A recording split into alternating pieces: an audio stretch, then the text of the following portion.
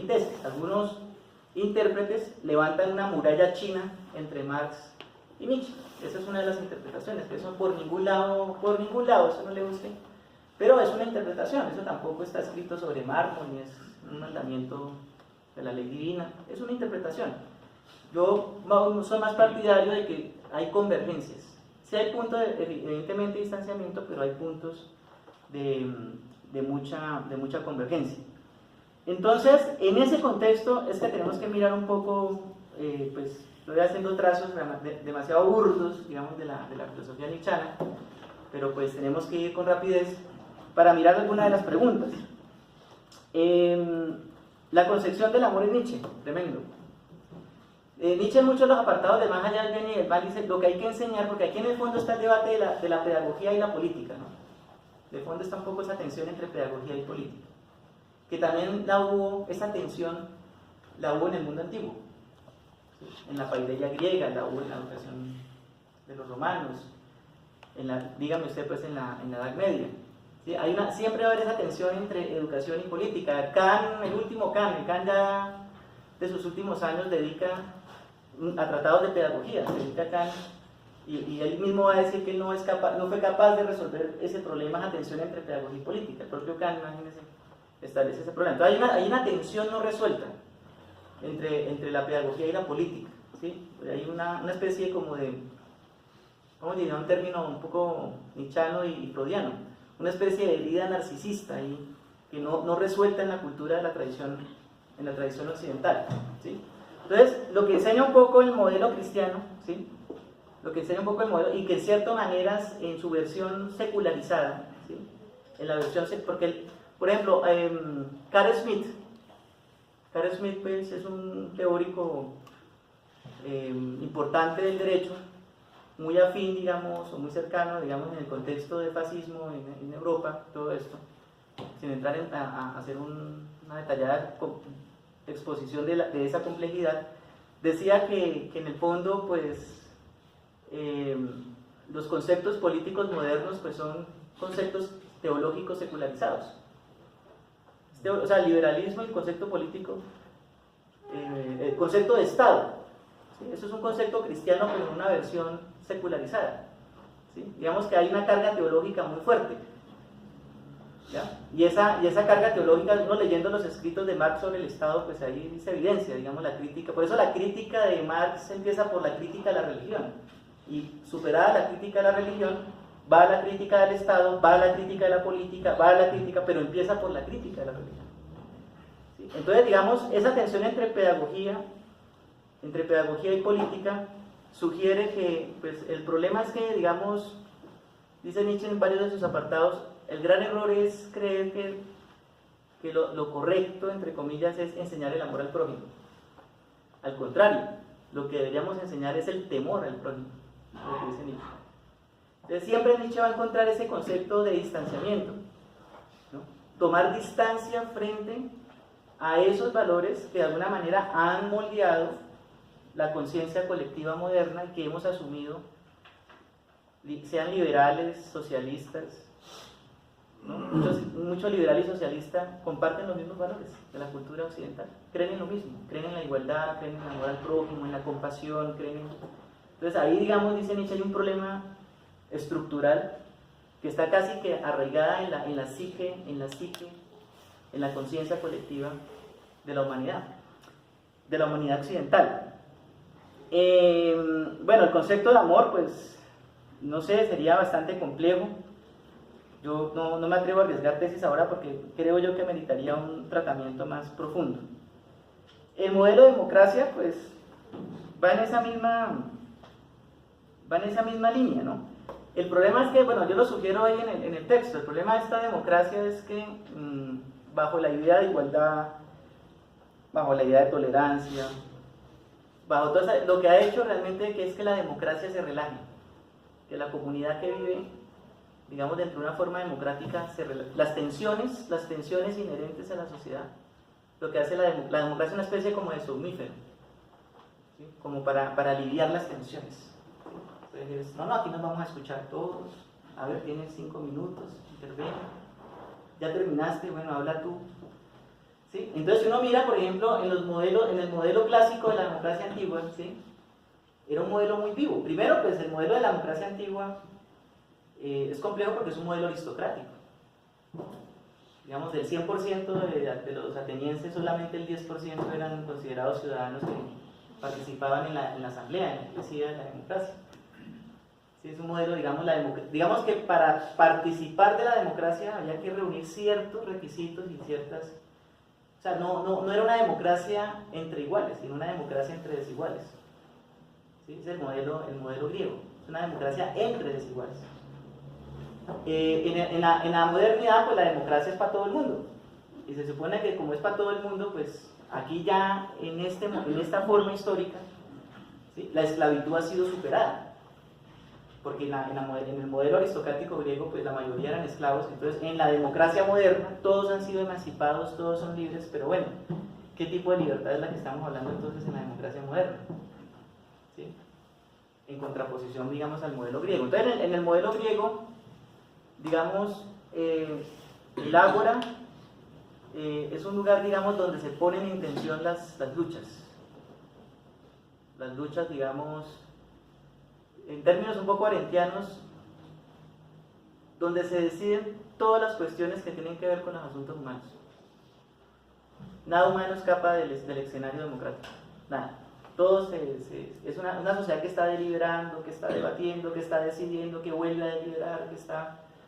Sí, es activa, es una democracia, digamos, una democracia viva es una democracia donde afloran las contradicciones, donde el arco de las tensiones humanas se tensa y no se relaja. La democracia moderna lo que hace es que relaja las tensiones. ¿Sí? Le va quitando su fuerza, le va quitando el poder de la voluntad que debe estar detrás de todo esto. Bien, estoy comentando, digamos, muy general porque esto da, vuelvo, insisto, para mucho. Lo de el ideal de la tolerancia, sí el problema es que la tolerancia que, pues, la idea de tolerancia que más se ha promovido, pues es precisamente esa, ¿no? La tolerancia es como de desarrollar una gran capacidad de aguantarse al otro, ¿sí? De soportar, ¿sí? Y entonces eso es muy propio de lo cristiano, ¿no? Digamos, cierto estoicismo, ¿no? Cierto espíritu estoico para aguantar lo que el otro le haga a uno y ponga la... Y esto pues va en ese mismo sentido, ¿no? Le quita fuerza a la voluntad, le quita fuerza al desarrollo del conflicto, le quita fuerza.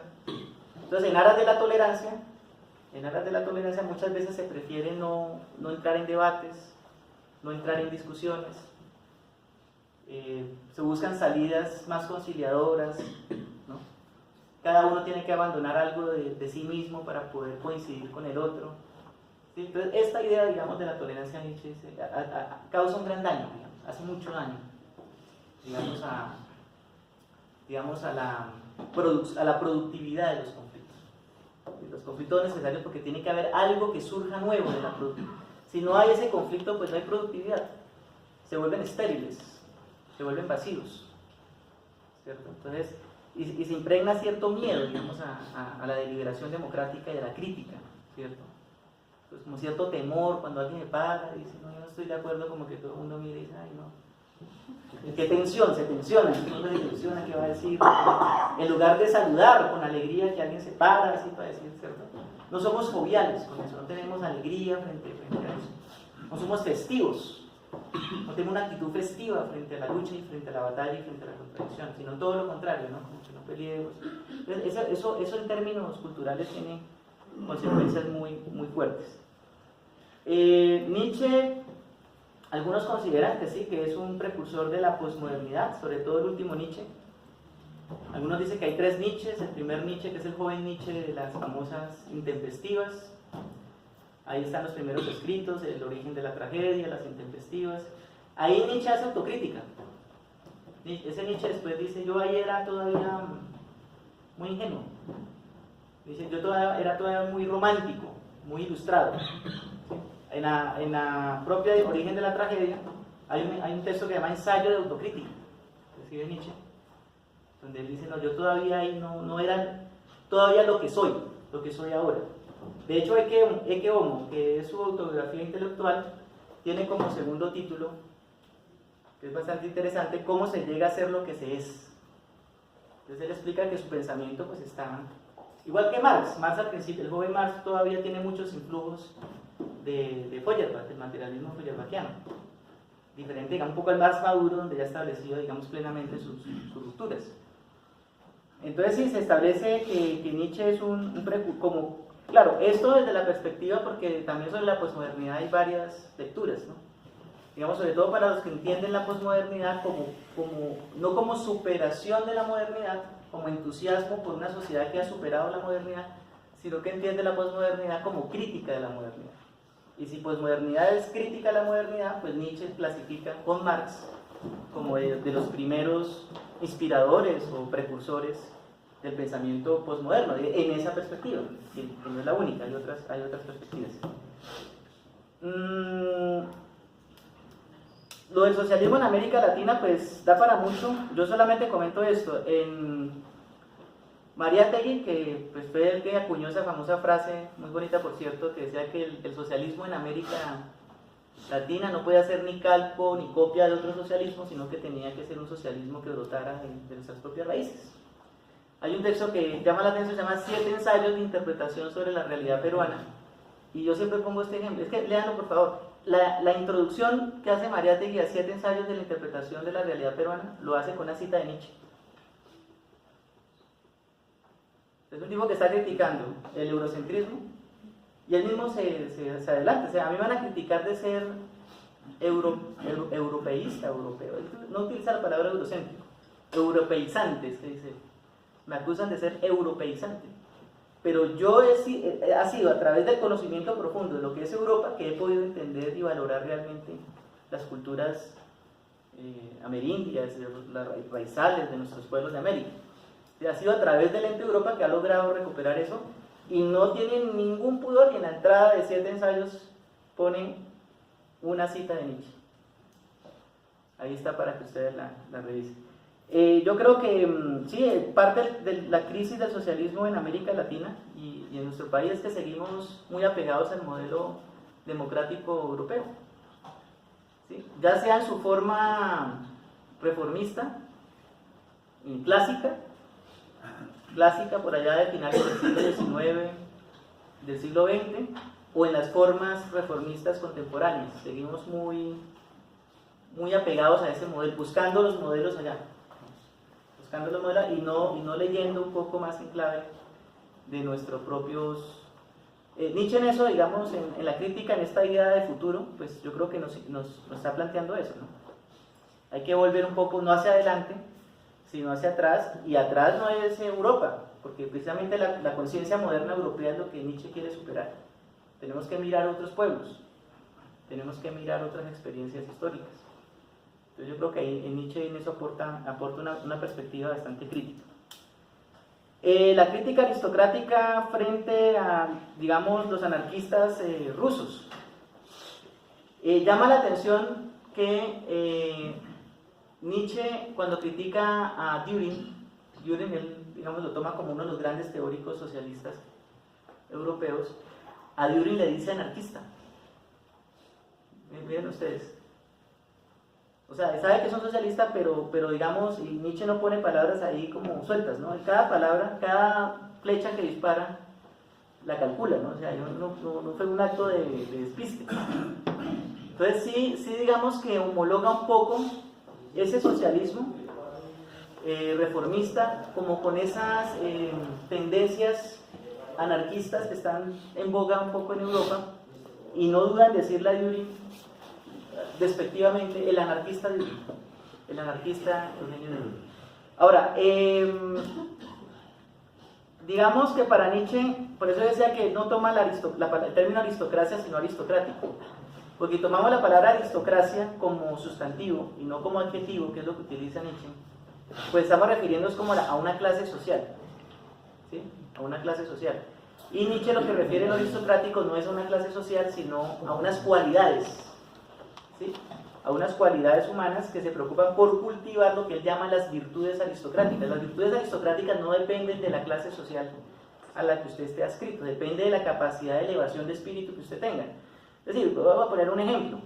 Usted puede encontrar un burgués con mucha plata y, en el sentido nietzscheano del término, ser un completo vulgar, o puede encontrar una persona de extracción popular, pero en términos formativos y culturales ha cultivado las virtudes aristocráticas. Digamos, lo aristocrático no depende de valores económicos, no depende tanto de valores económicos, sino que depende principalmente, digamos, de una cierta actitud frente a la vida, ¿sí? Y depende, digamos, de esa capacidad de haber cultivado y elevado el espíritu más allá, siempre el término es más allá de lo establecido, más allá de lo dado, ser capaz de pensar más allá de nuestro propio tiempo, es una actitud de los Aristóteles, que no se somete, digamos, a lo masivo, a la moda, a lo que es popular, que es capaz de establecer valores de gusto por sí mismo, que es capaz de establecer diferencias, ¿sí? entre la buena música y la mala música, que es capaz de establecer diferencias entre lo correcto y lo incorrecto, pero no por modelos preestablecidos o por prejuicios que ya están establecidos, sino por sí mismo es capaz de establecer con criterios propios diferenciaciones sobre lo justo, lo injusto, lo bueno, lo malo. Esas son las virtudes aristocráticas en Nietzsche. Piensa como, no es aristócrata como clásico, pero se comporta como si fuera un aristócrata. ¿Sí? Y Nietzsche quiere eso. Nietzsche quiere que el esclavo, el que está sometido, pues se sacuda, digamos, de esa actitud compasiva, de esa actitud resignada, ¿no? Que se empiece, que despliegue su voluntad de poder, que empiece primero por afirmar la voluntad de vivir, porque hasta eso se ha perdido la voluntad. Ya no se vive, se sobrevive en esta sociedad. Y convertir esa voluntad de vivir en voluntad de poder, es decir, voluntad de poder es cuando usted hace que los someten le tengan, dice Nietzsche, hay que volverse temerarios. Nuestros subyugadores nos tienen que temer, nuestros dominadores nos tienen que temer. Si no nos temen, si cada vez que vamos a dar una pelea se ríen de nosotros, pues no sé qué. Es decir, esto hay que buscarle también el sentido, digamos, la intención política, digamos, el veneno que esto tiene. Y yo creo que hay una beta revolucionaria bastante interesante. Digamos, Lenin, por ejemplo, habla mucho de la importancia de agitar el estado de ánimo de las masas. Si interpretamos en clave nietzscheana es de ponerlas en disposición de ser poder, de volverse temerarias frente al poder. ¿Sí? Y eso es lo que quiere Nietzsche. Nietzsche diría, bueno, ahí hay una exaltación aristocrática, ¿sí? de las virtudes guerreras. Convocar a la lucha, convocar a la pelea es propio de los guerreros. Y eso es lo que quiere Nietzsche. Nietzsche quiere formar ese espíritu guerrero, digamos, y la educación que recibimos, por eso el tema de la educación es tan importante, forma para todo lo contrario. Forma para el rebaño, para ser mansos, para ser débiles, no para ser fuertes. ¿Sí? Porque la educación ante todo forma el espíritu, forma el carácter. Y es ahí donde tenemos una tensión muy grande. Bien,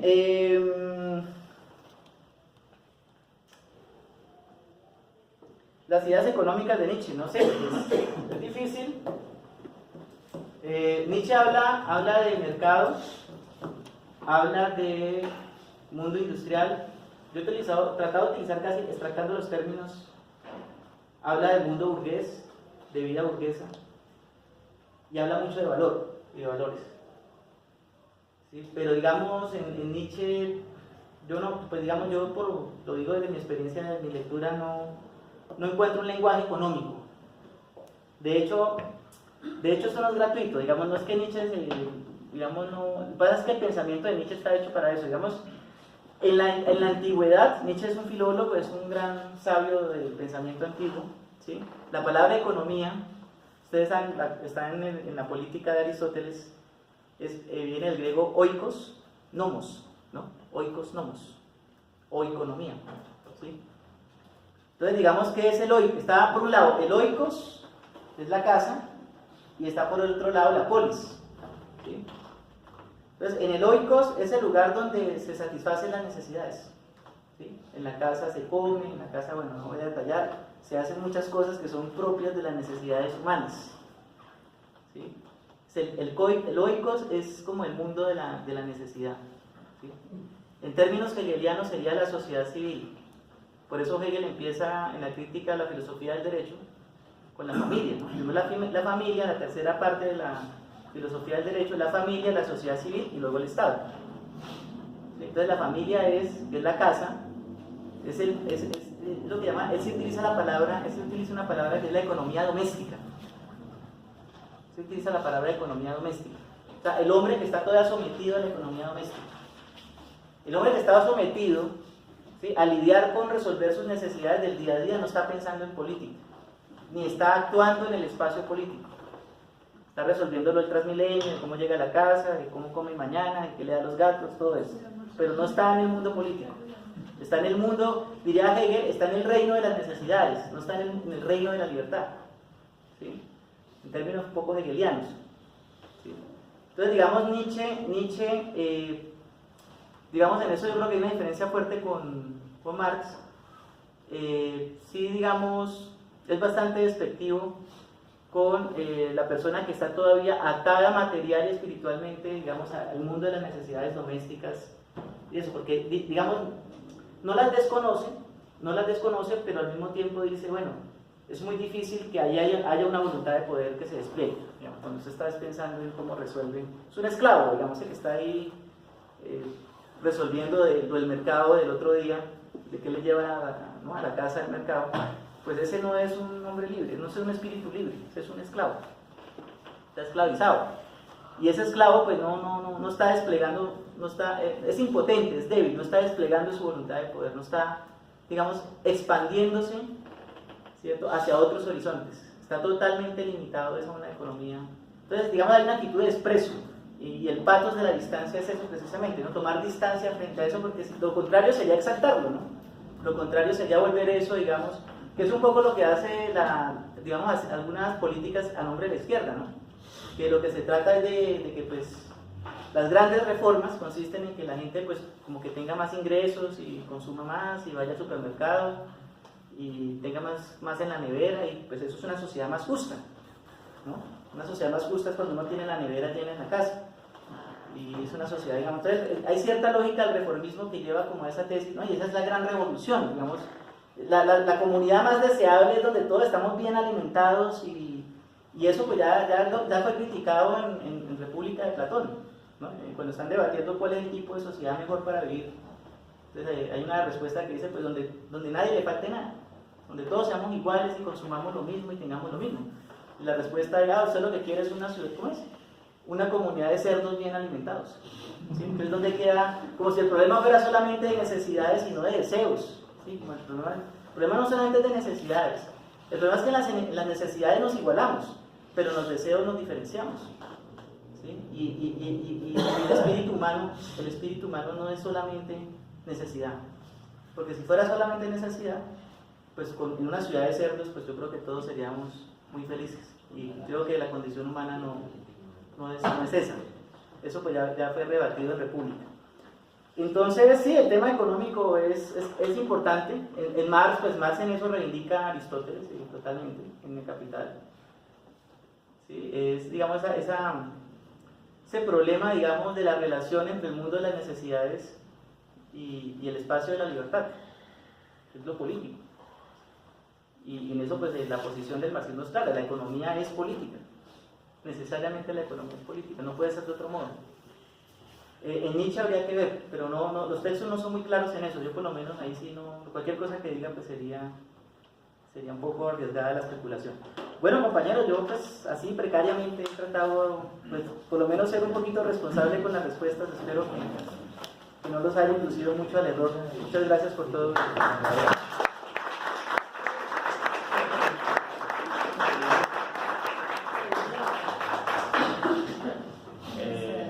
Hacerle la invitación para el día de mañana, que continuamos con este ciclo.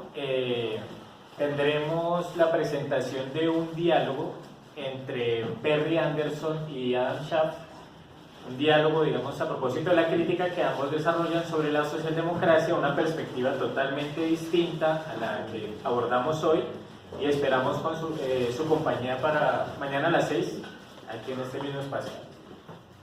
Gracias.